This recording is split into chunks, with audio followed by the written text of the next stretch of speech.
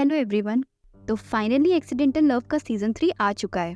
तो पिछले एपिसोड में हमने देखा था कि जिस दिन श्यान शुई को प्रपोज करने वाला था, उससे जस्ट एक दिन पहले श्यान को शुई के इरादों के बारे में पता चल जाता है। श्यान ये बात रियलाइज कर लेता है कि शुई अपने बॉयफ्रेंड से रिवेंज लेने के लिए उसके क्लोज आना चाहती है, और ये बात पता चलते ही श्यान बहुत ही ज्यादा हर्ट हो जाता है। तो अब हम ये देखते हैं कि श्यान शुई से अपनी दिल की बात कहेगा या फिर नहीं। तो चलिए इस सीजन का पहला एपिसोड और पूरी सीरीज का एपिसोड नंबर 56 शुरू करते हैं। तो इस एपिसोड की शुरुआत होती है एक्वेरियम से। शुई के इरादों के बारे में जानने के बाद भी श्यान अगले दिन शुई के कहने पर एक्वेरियम पहुंच जाता है और वही एक्वेरियम में खड़े होकर सुंदर सुंदर मछलियों को देखने लगता है और सोचता है, लगता है मेरा दिमाग खराब हो गया है जो मैं यहाँ पर आ गया हूँ। पूरी रात जगने के बाद आखिरकार मैं यहाँ पर आ ही गया। फिर श्यान टाइम देखता है, वो शुई के आने का वेट कर रहा होता है। उसके बाद श्यान बाहर की तरफ जाने लगता है और जाते हुए आगे सोचता है, हमारा ये रिश्ता एक गैम्बलिंग की तरह था जिस पर मैं अपने स्टेक्स बढ़ाता जा रहा था। फिर हमें दिखाया जाता है कि बाहर बहुत तेज बारिश हो रही थी। श्यान दूर खड़े होकर शुई को देख रहा था। वहीं दूसरी तरफ शुई छाता लेकर श्यान के आने का ही वेट कर रही थी। श्यान लगातार वेट करती हुई शुई को ही देखे जा रहा था और उसे देखते हुए आगे सोचता है, मैं अच्छे से जानता था शुई की वो स्माइल और उसकी वो सारी बातें, वो सब झूठी थी जो उसने मेरे लिए बनाई थी। एक झूठी उम्मीद थी जो उसने मुझे दी थी। वही हम देखते हैं कि शुई काफी अच्छे से चाइनीज ट्रेडिशनल ड्रेस में श्यान से मिलने के लिए आई होती है।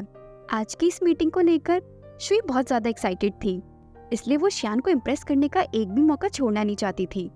वहीं दूसरी तरफ शुई को देखते हुए श्यान आगे सोचता है, शुई ने मेरे ऊपर चीप ट्रिक्स यूज की, लेकिन उसके बाद भी मैंने हमेशा उसके लिए दिल से फैसले लिए, और अपने इन्हीं गलत फैसलों की वजह से जो मैंने जज्बातों में आकर लिए, मैं ये गेम हारने वाला हूँ। फिर हम देखते हैं कि श्यान काफी देर से दूर खड़े होके सिर्फ और सिर्फ शुई को ही देख रहा था। उसके बाद श्यान निराश होकर शुई से अपनी नजरें फेर लेता है। तो यहाँ पर श्यान को ये लग रहा था कि शुई और उसका रिश्ता एक जुए की तरह है जिसमें उसको उम्मीद थी कि उसका दिल नहीं टूटेगा, इसलिए वो अपने सारे फैसले बिना सोचे समझे दिल से ले रहा था। उसे लग रहा था कि इस जुए के गेम में उसे फायदा होगा और वो नहीं हारेगा। लेकिन शुई की सच्चाई पता चलने के बाद श्यान अपनी सारी उम्मीदें खो देता है और आगे सोचता है, इस गेम में मुझे जितना नुकसान हुआ है, इससे पहले मुझे और ज्यादा नुकसान हो, वक्त आ गया कि मैं इस रिश्ते को अब खत्म कर दूं। जहाँ एक तरफ श्यान दूर खड़े होकर शुई को देख रहा था, वहीं दूसरी तरफ शुई भी बारिश में खड़े होकर श्यान का ही वेट कर रही थी। श्यान अभी भी शुई के पास नहीं जाता है, वहीं शुई अभी भी श्यान का वेट कर रही होती है।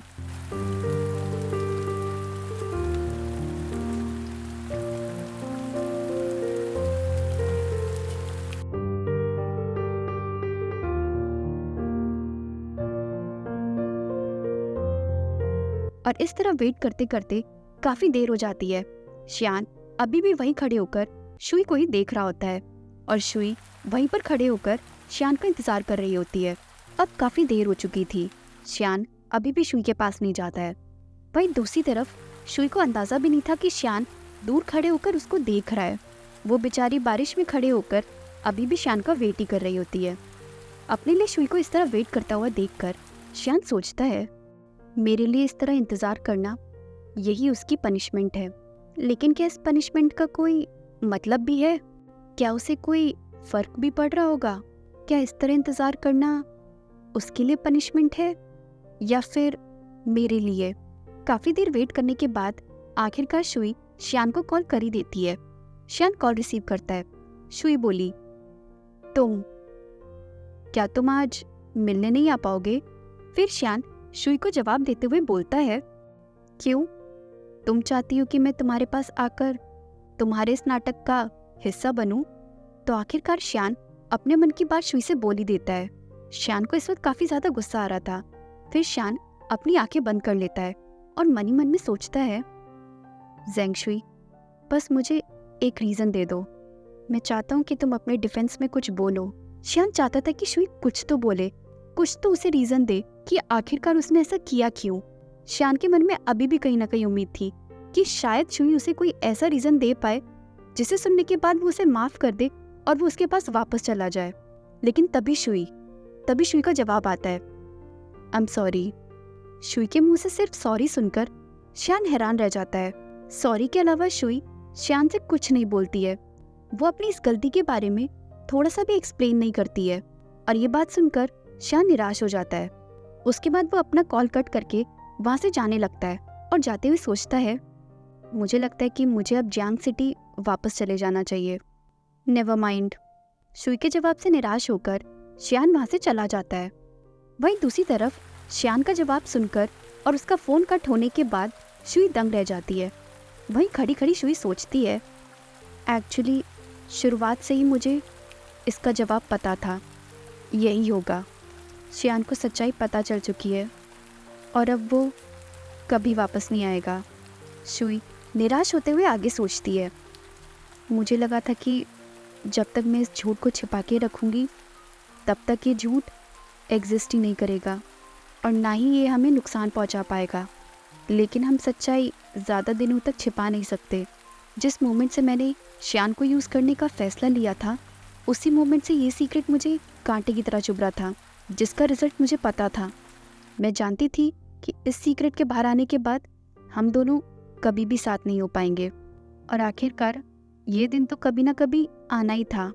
आज नहीं तो कल मैं इससे बच नहीं सकती थी और इस तरह शुई के एक सीक्रेट की वजह से श्यान और शुई के रिश्ते में दरार आ जाती है। वही शुई आगे सोचती है, ऐसा इंसान जिसका झूठ पकड़ा जाए उसके पास खुद को बचाने का कोई तरीका नहीं बचता। आज सिर्फ श्यान का ही नहीं बल्कि शुई का भी दिल टूटा था। हालांकि शुरुआत में शुई की गलती जरूर थी, लेकिन बाद में वो भी श्यान को पसंद करने लगी थी। लेकिन इस बात का अंदाजा श्यान को नहीं था और इसी गलतफहमी का शिकार श्यान हो जाता है, जिसकी वजह से आज उन दोनों का रिश्ता शुरू होने से पहले ही खत्म हो जाता है। शुई बहुत देर तक वहीं इसी तरह बारिश में खड़ी रहती है।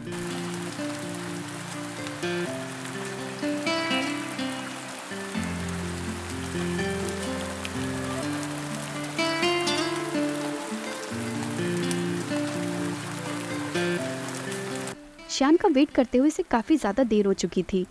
तभी शुई अपने ख्यालों से बाहर आती है और सोचती है, तो क्या अब मैं वापस जाऊं?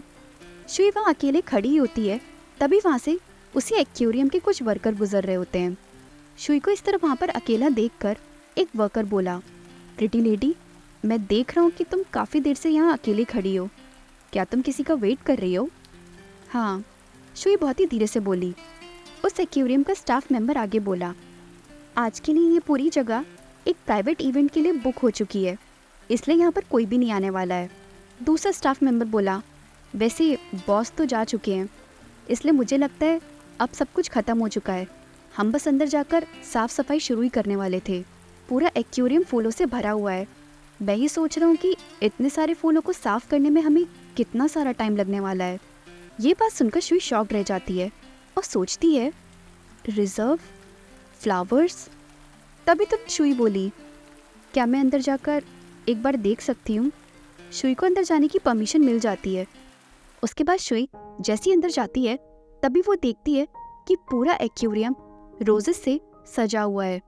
उन फूलों को टच करते हुए शुई सोचती है, ये सब रोजेस हैं। और फिर पूरे एक्वेरियम को गुलाबों के फूल से सजा हुआ देखकर शुई हैरान रह जाती है। शुई कुछ देर तक तो यूं ही हैरानी में एक्वेरियम को देखती रहती है। शुई सब समझ जाती है कि ये सब किसने किया है, क्योंकि आज श्यान शुई को प्रपोज करने वाला था, इसलिए उसने पूरा एक्वेरियम रिजर्व करवा लिया था और पूरे एक्वेरियम को गुलाब के फूलों से सजवा दिया था। इतने सारे फूलों को देखकर शुई सोचती है, मुझे लगा था कि हमारे बीच में बस एक छोटा सा अट्रैक्शन है, लेकिन ये तो। तभी शुई कल की बात याद करते हुए सोचती है कि कैसे उसने श्यान को एक्वेरियम जाने के लिए बोला था और बहुत ही खुशी खुशी श्यान उसके साथ एक्वेरियम जाने के लिए मान भी लेता है। शुई को श्यान की फीलिंग्स का बिल्कुल भी अंदाजा नहीं था। उसे लग रहा था कि उन दोनों के बीच बस एक छोटा सा अट्रैक्शन है, लेकिन आज जब वो एक्वेरियम में इस सजावट को देखती है तब जाकर उसे श्यान की इस फीलिंग का अंदाजा लगता है। शुई आगे सोचती है, लगता है मैं उससे बस एक कदम ही दूर थी। अगर आपको ये स्टोरी अच्छी लग रही है तो प्लीज़ चैनल को सब्सक्राइब और स्टोरी को लाइक एंड शेयर करना ना भूलें। Thank you.